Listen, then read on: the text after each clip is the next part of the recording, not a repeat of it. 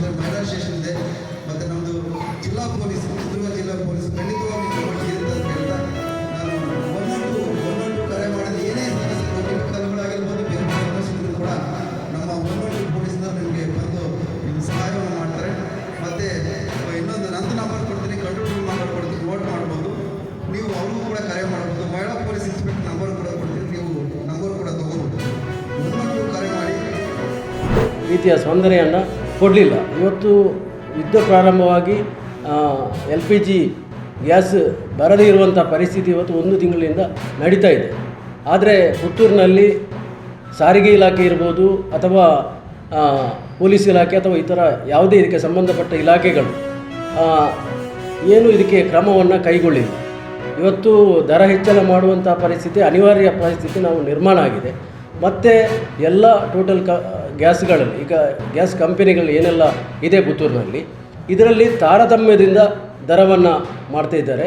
ಅತಿ ಹೆಚ್ಚು ಅಂತ ಹೇಳಿದರೆ 105 ರೂಪಾಯಿವರೆಗೆ ತಲುಪಿದೆ ಒಂದು ಪಂಪಿನಲ್ಲಿ. ಬೇರೆ ಬೇರೆ ರೀತಿಯಲ್ಲಿ ಈಗ ಈ ಯುದ್ಧ ಪ್ರಾರಂಭವಾಗುವ ಮೊದಲಲ್ಲಿ ಒಂದೇ ರೀತಿಯ ದರ ಇತ್ತು. ಈಗೇನಾಗಿದೆ ಅಂತೇಳಿ ಒಬ್ಬೊಬ್ಬರು ಒಂದೊಂದು ರೀತಿಯ ದರವನ್ನು ಮಾಡ್ತಾಯಿದ್ದಾರೆ. ಇದರಿಂದ ನಿಜವಾಗಿ ನೋಡಿದರೆ ಇಡೀ ಪುತ್ತೂರು ತಾಲೂಕಿನ ಅಂತಲ್ಲ, ಇಡೀ ನಾವು ಏನು ಅಂತ ಹೇಳಿದರೆ ಇದು ನಮ್ಮ ಪುತ್ತೂರು ತಾಲೂಕಿನ ಎಲ್ಲ ರಿಕ್ಷಾ ಸಂಘಟನೆಗಳ ಪರವಾಗಿ ನಾವು ಇವತ್ತು ಪತ್ರಗೋಷ್ಠಿಯನ್ನು ಮಾಡ್ತಿರೋದು. ಮತ್ತು ಇದು ರಿಕ್ಷಾ ಚಾಲಕರಿಗೂ ಏನಾಗಿದೆ ಅಂತ ಹೇಳಿದರೆ ಇಲ್ಲಿ ಏನು ಮಾತಾಡದಂಥ ಪರಿಸ್ಥಿತಿ ಆಗಿದೆ. ಯಾಕೆಂತ ಹೇಳಿದರೆ ದೂರದಿಂದ ಈಗ ಕಡಬದಿಂದ ಕೂಡ ಇವತ್ತು ನಾನು ಮೊನ್ನೆ ನೋಡಿದ್ದೇನೆ, ಇಲ್ಲಿ ಗ್ಯಾಸ್ ಹಾಕಲಿಕ್ಕೆ ಇಲ್ಲಿಗೆ ಪುತ್ತೂರಿಗೆ ಬಂದಿದೆ. ಅಂದರೆ ಇಲ್ಲಿ ಸರಿಯಾದ ರೀತಿಯಲ್ಲಿ ಸರಿಯಾದ ಪ್ರಮಾಣದಲ್ಲಿ ವ್ಯವಸ್ಥೆ ಮಾಡುವಂಥ ಕೆಲಸ ಆಗಲಿಲ್ಲ. ಇದರಿಂದ ಈ ರೀತಿಯಾದಂಥ ಅವ್ಯವಸ್ಥೆಗಳು ಆಗಿದೆ ಅಂತ ಹೇಳುವಂಥದ್ದು ನಮ್ಮ ಒಂದು ಆರೋಪ. 62 ಇತ್ತು ಇತ್ತೀಚೆಗೆ, ಒಂದು ಈಗ 62 ಇತ್ತು, ಈಗ 105 ತನಕ ದಾಟಿದೆ, ಪ್ರೈಸ್ ದಾಟಿದೆ. ಅವರು ಯಾಕಂತ ಹೇಳಿದ್ರೆ 92, ಸರ್ಕಾರದ ಆದೇಶದ ಅವರು ಒಂದೇ ರೇಟಲ್ಲಿ ಮಾಡ್ತಾ ಇದ್ದಾರೆ. ಒಂದೇ ರೇಟ್ 62 ರೂಪಾಯಿ ಇತ್ತು, 62 ರೂಪಾಯಿ ಎಲ್ಲ ಕಂಪನಿ. ಈಗ ದಿನಕ್ಕೊಂದು ರೇಟ್, ನೈಟ್ ಹೇಳ್ತಾರೆ ಸ್ಟಾಕ್ ಇಲ್ಲ, ಬೆಳಿಗ್ಗೆ ಸ್ಟಾಕ್ ಬರ್ತದೆ, ರೇಟ್ ಚೇಂಜ್. ಕೆಜಿ ಈಗ ನಮ್ಮ ಪ್ರಮುಖ ಮತದಾರ ಬಂಧುಗಳೇ, ತಾಯಂದಿರೇ, ಎಲ್ಲ ಯುವ ಮಿತ್ರರೇ, ಮಾಧ್ಯಮದ ಗೆಳೆಯರೇ, ಈ ಪ್ರಚಾರ ಸಭೆಯನ್ನ ಉದ್ಘಾಟನೆ ಮಾಡಬೇಕು ಅಂತ ಹೇಳಿದ್ದಾರೆ.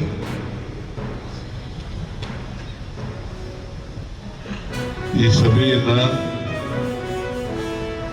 ಅತ್ಯಂತ ಸಂತೋಷದಿಂದ ಉದ್ಘಾಟನೆ ಮಾಡಿದ್ದೇನೆ ಅಂತ ಹೇಳಲಿಕ್ಕೆ ಬಯಸ್ತಾ ಇದ್ದೇನೆ.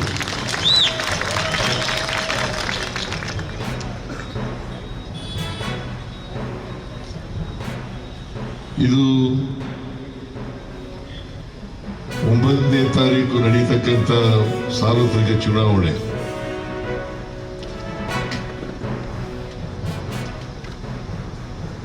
ಅದರ ನಿಮಿತ್ತ ಮಾಡ್ತಕ್ಕಂಥ ಸಭೆ ಇದು, ಪ್ರಚಾರ ಸಭೆ.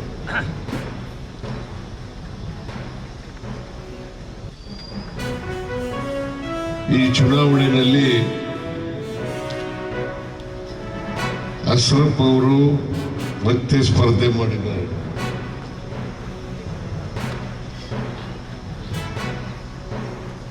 ನೀವೆಲ್ಲ ಅಶ್ರಫ್ ಅವರು ಶಾಸಕರಾಗಿ ನಿಮ್ಮೆಲ್ಲರಿಗೂ ಪರಿಚಿತರಾಗಿದ್ದಾರೆ ಅಂತಕ್ಕಂಥದ್ದು ನನ್ನ ಭಾವನೆ. ಅವರ 5 ವರ್ಷಗಳ ಕೆಲಸಗಳನ್ನ ತಾವೆಲ್ಲ ಕೂಡ ನೋಡಿದ್ದೀರಿ. ಮತ್ತೆ ಸ್ಪರ್ಧೆಯನ್ನು ಬಯಸಿ ಮತ್ತೊಮ್ಮೆ ನಿಮ್ಮೆಲ್ಲರ ಆಶೀರ್ವಾದವನ್ನು ಕೇಳಲಿಕ್ಕೆ ಅವರು ಚುನಾವಣೆಯಲ್ಲಿ ನಿಲ್ತಿದ್ದಾರೆ. ನೀವೆಲ್ಲರೂ ಕೂಡ 9ನೇ ತಾರೀಕು ಮತ್ತೊಮ್ಮೆ ಅವರಿಗೆ ಆಶೀರ್ವಾದ ಮಾಡಬೇಕು ಅಂತೇಳಿ ನಾನು ಕರ್ನಾಟಕದ ಮುಖ್ಯಮಂತ್ರಿಯಾಗಿ ನಿಮ್ಮ ಮುಂದೆ ನಿಂತಿದ್ದೇನೆ.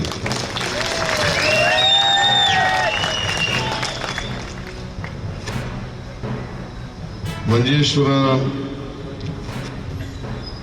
ಇಲ್ಲಿ ಬಂದಾಗ ನಾನು ಕರ್ನಾಟಕದಲ್ಲಿ ಇದ್ದೀನಿ ಅಂತಕ್ಕಂಥ ಭಾವನೆ ಆಗ್ತದೆ. ಯಾಕಂದ್ರೆ ನೀವೆಲ್ಲ ಕನ್ನಡ ಮಾತನಾಡ್ತಕ್ಕಂಥ ಜನ.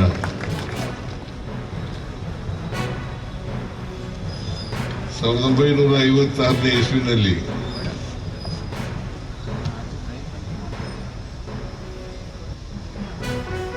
ಅದು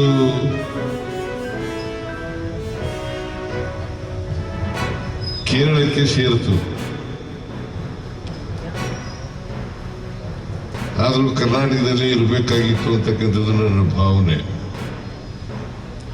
ಯಾಕಂದ್ರೆ ನೀವೆಲ್ಲ ಕನ್ನಡ ಮಾತನಾಡ್ತಕ್ಕಂಥ ಜನ, ಕನ್ನಡದಲ್ಲಿ ಓದ್ತಕ್ಕಂಥ ಜನ. ಅದಕ್ಕೋಸ್ಕರನೇ ಇಲ್ಲಿ ರಾಷ್ಟ್ರಕವಿ ಮಂಜೇಶ್ವರ ಗೋವಿಂದ ಪೈ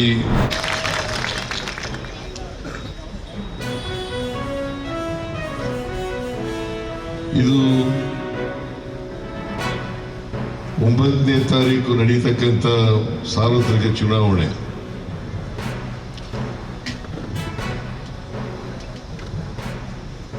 ಅದರ ನಿಮಿತ್ತ ಮಾಡ್ತಕ್ಕಂಥ ಸಭೆ ಇದು, ಪ್ರಚಾರ ಸಭೆ.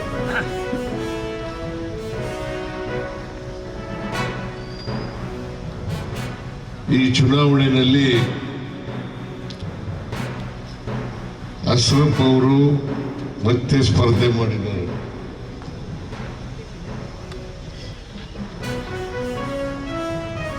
ನೀವೆಲ್ಲ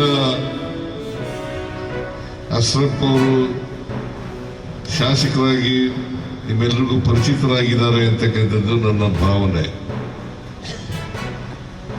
ಅವರ 5 ವರ್ಷಗಳ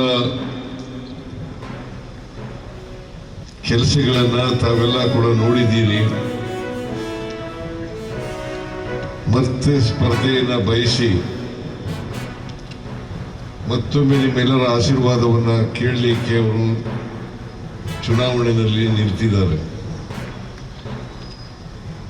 ನೀವೆಲ್ಲರೂ ಕೂಡ 9ನೇ ತಾರೀಕು ಮತ್ತೊಮ್ಮೆ ಅವರಿಗೆ ಆಶೀರ್ವಾದ ಮಾಡಬೇಕು ಅಂತೇಳಿ ನಾನು ಕರ್ನಾಟಕದ ಮುಖ್ಯಮಂತ್ರಿಯಾಗಿ ನಿಮ್ಮ ಮುಂದೆ ನಿಂತಿದ್ದೇನೆ.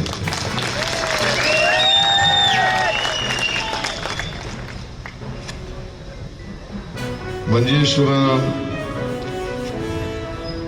ಇಲ್ಲಿ ಬಂದಾಗ ನಾನು ಕರ್ನಾಟಕದಲ್ಲಿದ್ದೀನಿ ಅಂತಕ್ಕಂಥ ಭಾವನೆ ಆಗ್ತದೆ. ಯಾಕಂದರೆ ನೀವೆಲ್ಲ ಕನ್ನಡ ಮಾತನಾಡ್ತಕ್ಕಂಥ ಜನ.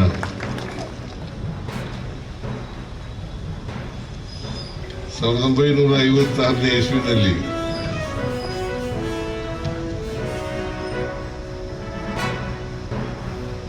ಅದು